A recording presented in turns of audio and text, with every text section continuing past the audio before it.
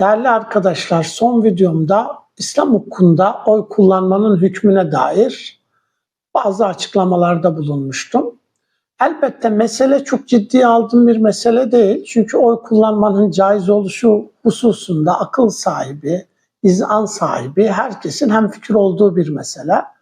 Fakat Selefilerin bu konuda çok kelam etmeleri, bu konuda pek çok video çekip insanların zihnini bulandırmaları, benim de zaman zaman bu sorulara maruz kalmam sebebiyle kısa da olsa bu hususa temas etmeye çalışmıştım.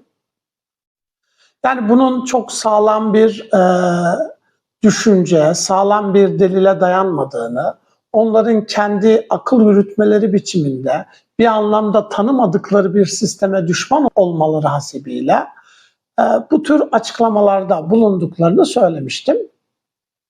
Bu videoyu çektikten sonra yorumlarda veya özelde bazı sorularla karşılaştım.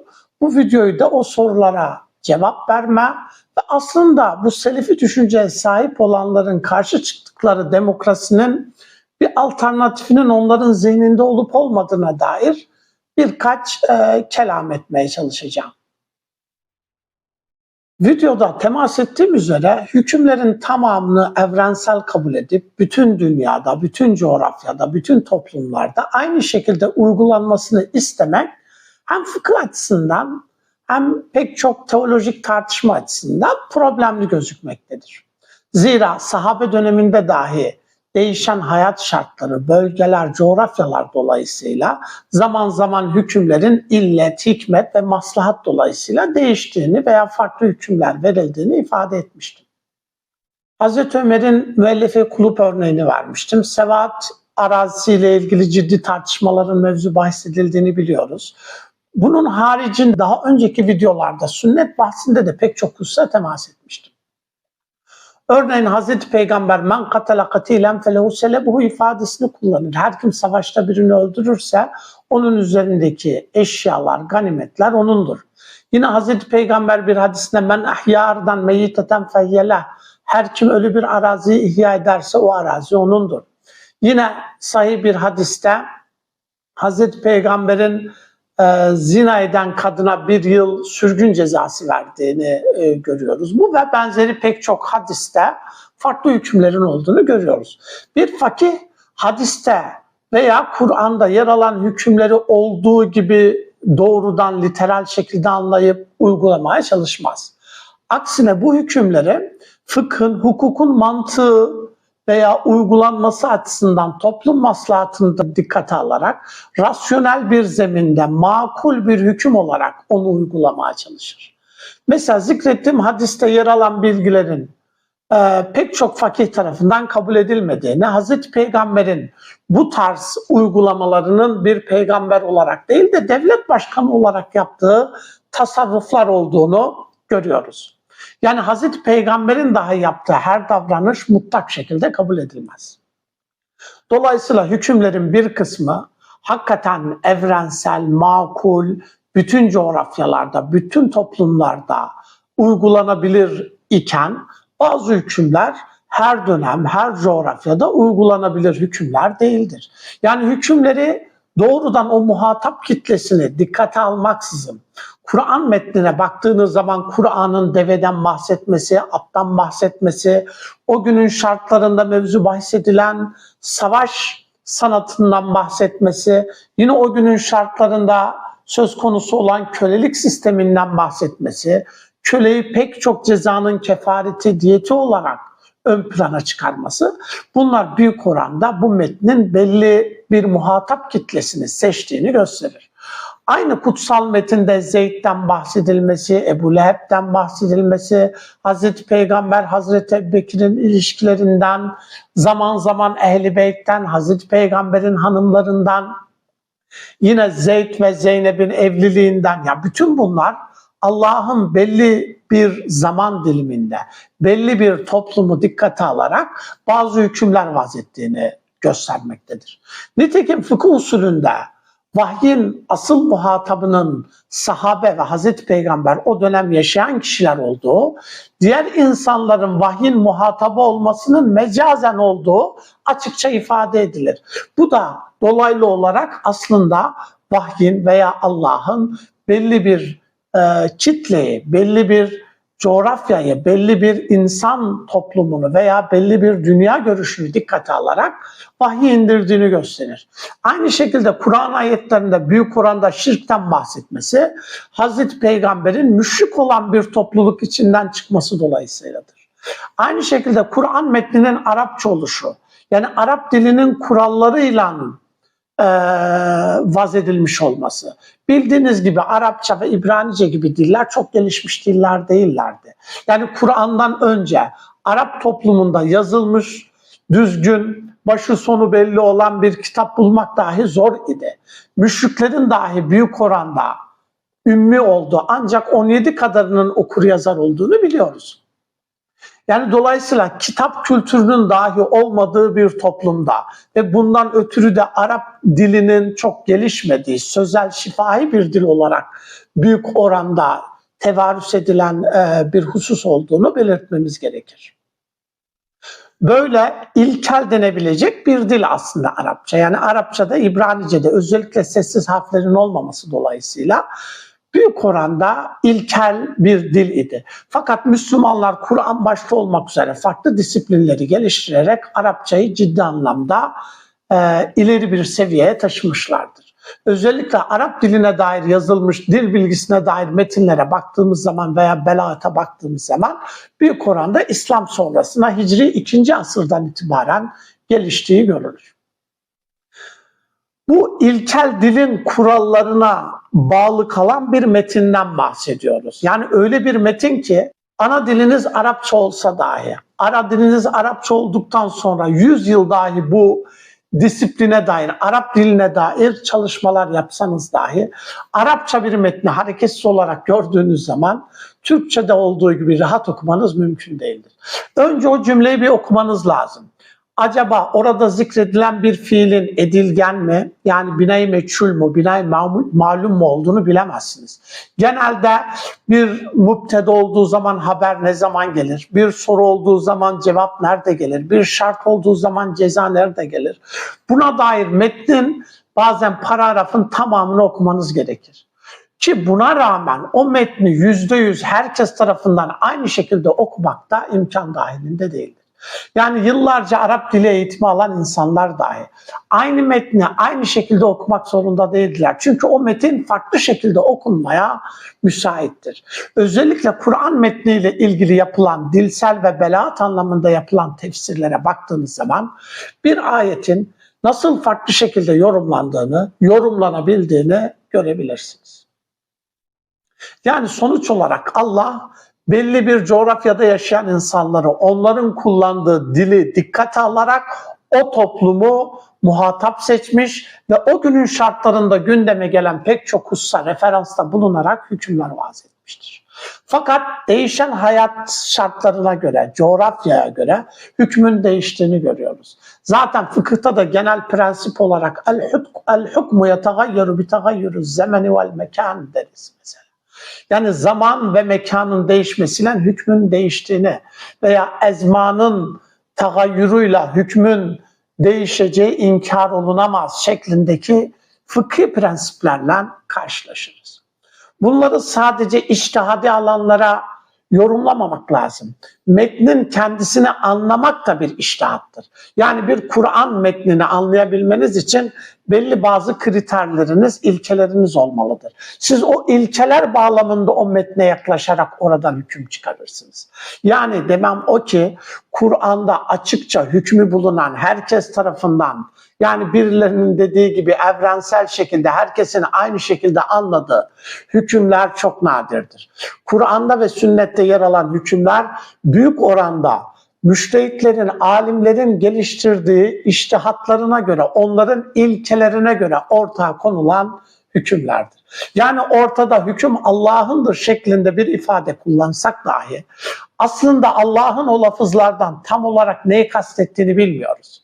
Çünkü o lafzın gerçek anlamını ancak Allah bize aktarırsa biz bilebiliriz. Fakat Allah Kur'an'da yer verdiği ayetlerinde bu lafızlardan benim kastım tam da şudur şeklinde açıklamalara pek yer vardır.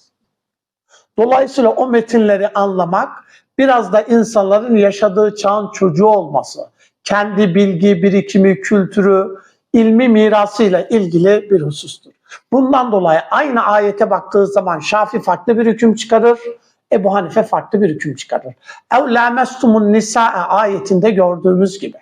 Veya abdestle ilgili ayeti okuduğumuz zaman Ebu Hanife'nin ve Şafii'nin yine farklı şekilde anlamaları gibi. Yani metin %100 hüküm budur, %100 Allah'ın muradı şudur şeklinde bir ifadeye yer vermez. Yine o günün şartlarında o dilin özelliklerini taşıyan bir metin söz konusu. Bu metinden nasıl hükümler çıkarılacağı da müştehitlerin, alimlerin geliştirdiği yöntemler ve ilkeler doğrultusunda gerçekleşir. İkinci olarak inanç başka bir şeydir, amel başka bir şeydir şeklinde bazı ifadelerim söz konusu olmuştu.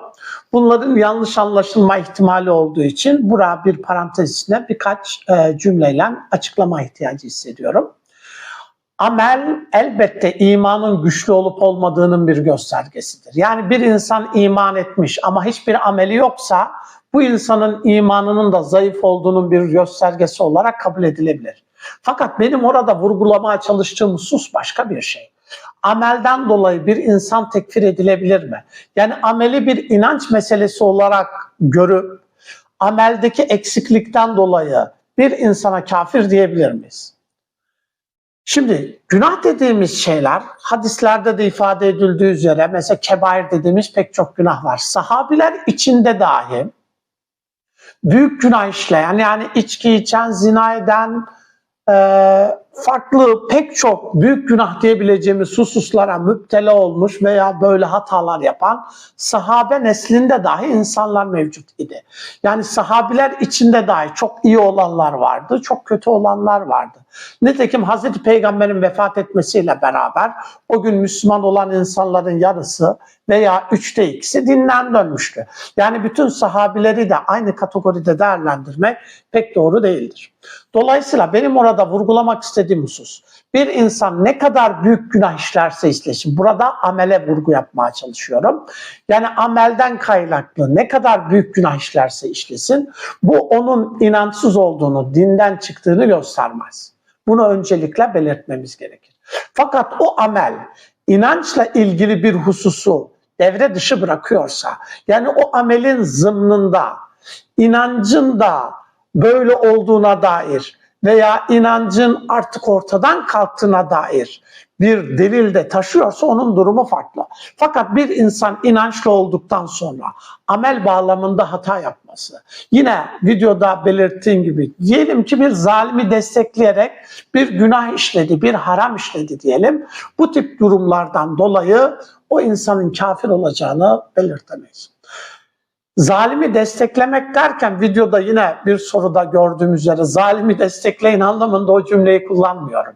Yani bir insan zalimi dahi desteklese veya zulmeden bir partiyi dahi desteklese bu adam günahkar olabilir. Bu adam haram bir eylemde bulunmuş olabilir. Fakat bu adamın dinden çıktığını asla söyleyemeyiz. Bunu ifade etmek için o cümleleri söylemiştim. Bir önceki videomun devamı olarak bu Selefilerin bakış açısını özetlemek istiyorum. Bunların genel kanaati şöyle: demokrasi dediğiniz şey insanların oy kullanarak birilerini seçmesidir. Siz oy kullanarak birilerini seçtiğiniz zaman bu insanlar meclise gidecektir. Meclise gittiklerinde de yasalar çıkaracaklardır. Yani sizin oy kullanmanız sonucunda birilerinin meclise taşınması söz konusu olacak. Mecliste de bu insanlar yasalar çıkararak hükümler vazedecekler. Fakat diyorlar ki hüküm sadece Allah'ındır. Hüküm sadece Allah'ın olduğu için sizin oy kullanarak birilerini meclise taşımanız, mecliste bulunan bu insanların da yasalar çıkararak hüküm vazetmeleri Allah'a şirk koşmaktır. Allah'ın yetkisinde olan hüküm yetkisini bir anlamda bu insanlara tevdi ederek, bu insanlara vererek Allah'a şirk koşmuş olursunuz. Dolayısıyla oy kullanmakta bu sistemin en temel taşı olduğu için oy kullanmak da şirktir. Seleflerin bu bakış açısındaki temel iddiası şudur: demokrasi kötüdür. Yani demokrasi çok kötü olduğu için, yani halkın kendi idarecisini, kendi devlet başkanını seçmesi kötü olduğu için veya onların ifadesiyle şirk veya küfür olduğu için, dolayısıyla bu kesinlikle haram veya şirktir. Burada sorulması gereken temel soru şu: demokrasiye karşıysanız, yani insanların kendi iradeleriyle devlet başkanını seçmesine karşıysanız, bunu küfür veya şirk olarak görüyorsanız sizin alternatifiniz nedir? Yani Kur'an veya sünnetin literal anlamından hareket etseniz dahi bunun alternatifi olarak sunacağınız bir yöntem var mıdır? Kısaca ifade edeyim. Kur'an ve sünnette devlet başkanının nasıl seçileceğine dair ne bir ayet ne de bir hadis söz konusudur.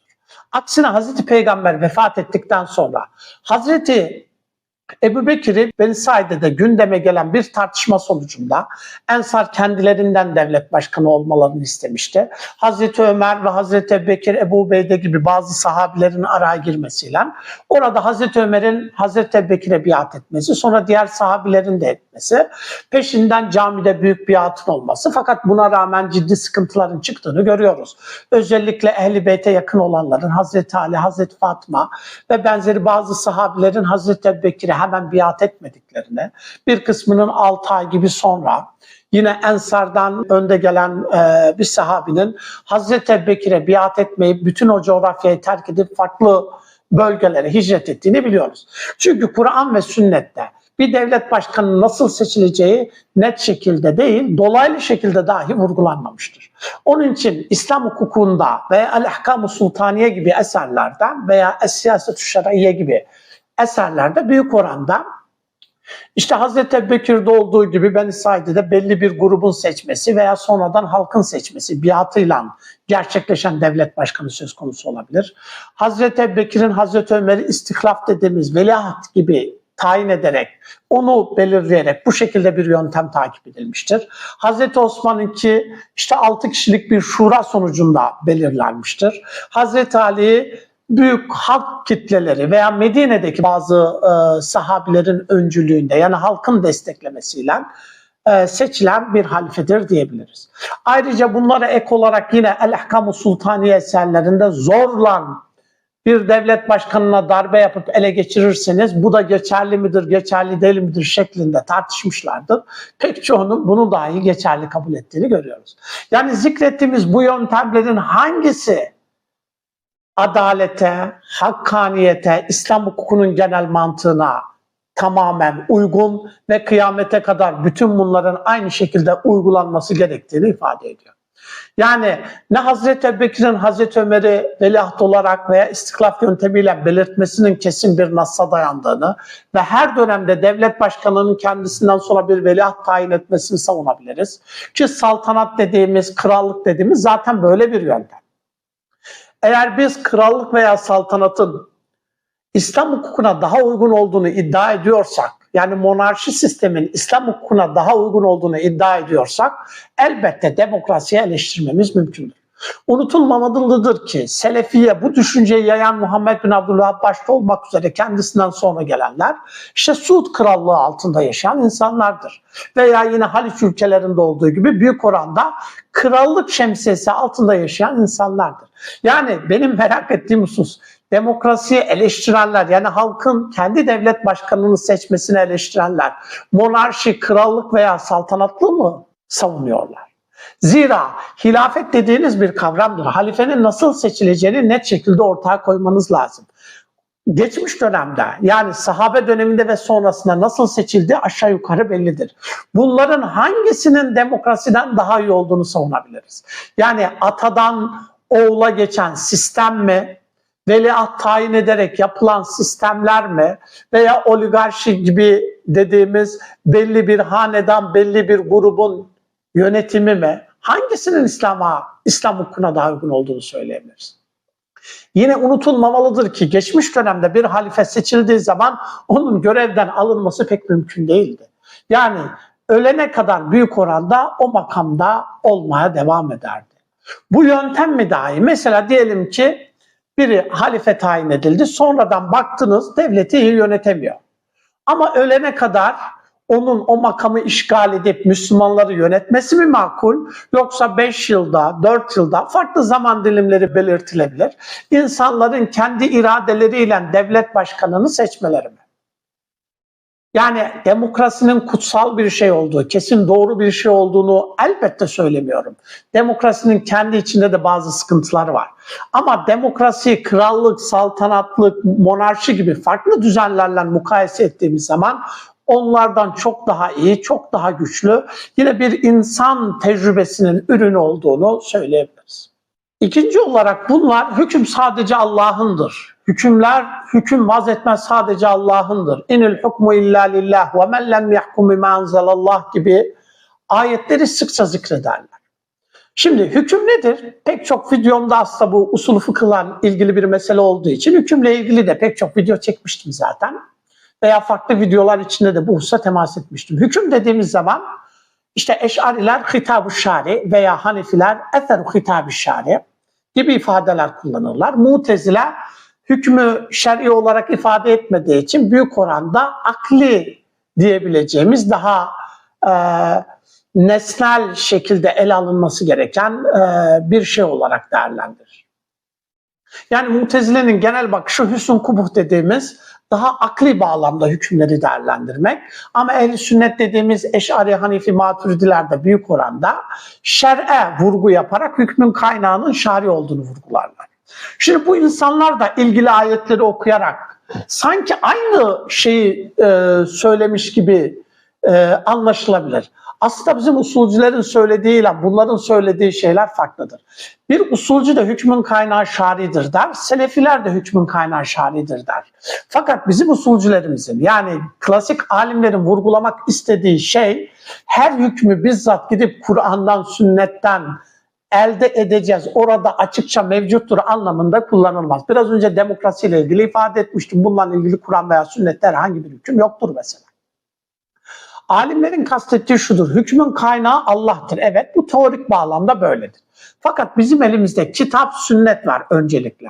O kitaba yaklaştığımız zaman biz belli bir usulü, belli bir yöntemi kullanarak oradan hüküm istinbat ederiz. Aslında hükmü biz sıfırdan vazetme iddiasıyla bunu yapmayız. Hükmün kaynağı Allah'tır dememize rağmen o metinden hüküm çıkardığımız zaman, hüküm ortaya koyduğumuz zaman veya hükmü keşfettiğimiz zaman belli bir yönteme dayanarak bunu yaparız. Yani belli bir yöntem, bu insani bir şeydir. Yani emir vücub mi ifade eder? Sünnetlik nedip mi ifade eder? İbaha mı ifade eder? Mesela bu usulcülere göre değişen bir husustur. Siz Kur'an metnine, sünnete yaklaştığınız zaman bu yöntemlerle yaklaşırsınız. Yani demem o ki, biz hükmün kaynağı hüküm Allah'ındır, hükmün kaynağı Allah'tır, şaridir desek dahi hükümleri büyük oranda insanlar ortaya çıkarır. Ve belli bir yönteme tabi olarak, belli bir yöntemi takip ederek ortaya çıkarırlar. Bundan dolayı Ebu Hanife'nin hükümleri farklı, Şafii'nin farklı, Malik'in farklı, Ahmed bin Hanbel'in farklıdır. Zahirlerin farklıdır. Yani bu doğal bir şey. Çünkü Kur'an ve sünnette açıkça hükümler yer almaz. Kur'an'da hükümlerle ilgili yani fıkhi hükümlerle ilgili 300 civarında ayet var. Bunların geneli umum bildiren lafızlardır. Fakat o ayetlere dahi baktığımız zaman alimlerin farklı şekilde değerlendirdiğini görüyoruz. Yani ortada doğrudan Allah'ın bir ifade kullanması ve o ifadeden sonra da benim muradım şudur, bunu detaylı açıklaması söz konusu değil. Belli bağlamlarda kullanılan lafızlar var. O lafızların anlama, hükme delaleti de büyük oranda zannidir, kesin değildir. Çünkü Fahrettin Er-Razi bunu uzun uzun ele alır. Lafızların hükümlere, manaya delalet etmesinin kesin olabilmesi için ciddi bazı karinelere, delillere ihtiyaç var. Kur'an metninde, sünnette büyük oranda hükümler zannidir. Zanni olduğu için de alimlerin ihtilaf etmesi gayet tabii bir durum. Bunlar hüküm Allah'ındır. İlgili ayetleri okuyorlar ama bu hükümlerin büyük oranda insan mahsulü olarak belli bir usul ve yöntem takip edilerek ortaya çıkıldığını unutuyorlar maalesef. Eğer hakikaten hükümler sadece Allah'ındır ve bunlar kesin bir şekilde Kur'an sünnette ifade edilmiş ise Kur'an ve sünnette yer alan bu ayet hadislerle ilgili bu alimler, bu müştehitler neden ihtilaf etmektedirler? Yani demem o ki bunların retorik olarak söylediği bu ifadelerin hiçbir ilmi anlamda bir değeri söz konusu değildir. Çünkü bunlar bedeli ödenmemiş, diyeti ödenmemiş yuvarlak retoriklerdir. Hükmün ne olduğu, hükmün nasıl çıkarıldığı, bunu özellikle ortaya koymanız lazım. Nitekim Gazali'nin hocası Cüveyni şöyle bir ifade kullanır. Bizim fıkıhta zikrettiğimiz hükümlerin %1'i dahi Kur'an ve sünnette yer almaz. Yani Cüveyni dediğimiz İmamul Harameyn, yani büyük bir alimden bahsediyorum. Sıradan bir insandan, sıradan bir selefiden bahsetmiyorum. Büyük bir alimden bahsediyorum. Gazali'nin de hocası, kendi dönemindeki Nizamiye Medresesi'nin, özellikle Nişabur Şubesi'nin rektöründen bahsediyorum. Cüveyni dahi bizim fıkıhta tespit ettiğimiz hükümlerin %1'i Kur'an ve sünnette yer almaz. Yani demem o ki hükümler büyük oranda içtihatla tespit edilir. İçtihat da insan ürünü bir şeydir. Yani hüküm sadece Allah'ındır, Kur'an ve sünnette her şey apaçıktır, onlara uyacağız, onlar bizim anayasamızdır şeklindeki cümleler sadece retorikten ibarettir. İlmi olarak hiçbir anlam ifade etmez. Bu tarz cümlelerin ne anlama geldiğini açıkça ifade edilmesi gerekir. Elbette radikal İslamcılar Kur'an anayasamızdır diyorlar. Ama Kur'an metni bir hukuk metni değildir. Yani Kur'an'da bizim anayasa veya günümüze hukuk dediğimiz bu sistemle ilgili bu anlamda ortaya konan bir metin değildir. Kur'an metni büyük oranda kıssalardan, öğütten, tavsiyelerden ibaret. Yani Kur'an metnini baştan sona okuduğunuz zaman erdemli bir toplum inşa etmek üzere Allah'ın insanlara gönderdiği büyük bir mesajdır. Son olarak şunu da ifade edeyim. Demokrasi karşıtlığı gibi ifadeler elbette biz de küçükken, gençken bu tarz ortamlarda bulunduk. Bu tarz iddialara, önermelere muhatap olmuştuk. Fakat zaman geçtikçe şunu fark ediyorsunuz. Bu alanda konuşanların çoğunun, yani İslam hukukunun derinliğinden habersiz olduğu gibi siyaseti şer'iye dediğimiz, kendi çağının yöntemlerinden, yönetimlerinden bir haber insanlardır. Yani bu alanda aslında otorite olan, bu alanda ciddi kafa yoran, bu alanda insanların, ilim adamlarının alim kabul ettiği, otorite kabul ettiği insanlar değil. Fakat bunlar kameranın önüne geçtikleri zaman demokrasi küfürdür, demokrasi şirktir, oy şirktir şeklindeki büyük iddiaları rahatlıkla kullanabiliyorlar. Halbuki en temel soru, demokrasi yani halkın devlet başkanını seçmesine karşı iseniz nasıl bir yönetim teklif ediyorsunuz? Çünkü geçmişte var olan yönetimler belli. Onlardan hangisini tercih ediyorsunuz? Hangisinin İslam hukukuna daha uygun olduğunu iddia edebilirsiniz? Yani bugünün şartlarında en azından İleride insanlık farklı yöntemler keşfedebilir, farklı yönetim biçimleri ortaya koyabilir. Ama günümüzün şartlarında en azından baktığımız zaman demokrasi, insan tecrübesinin geldiği en iyi yönetim biçimi olduğunu söyleyebiliriz. Elbette demokrasinin içinde de sıkıntılar var. Ben de zaman zaman derslerimde demokrasinin bazı eksikliklerine, yanlışlıklarına, meşruiyetin tamamen insandan alması dolayısıyla bazı sıkıntıların olacağını kabul ediyorum. Yani demokrasiye yönelik benim de eleştirilerim var.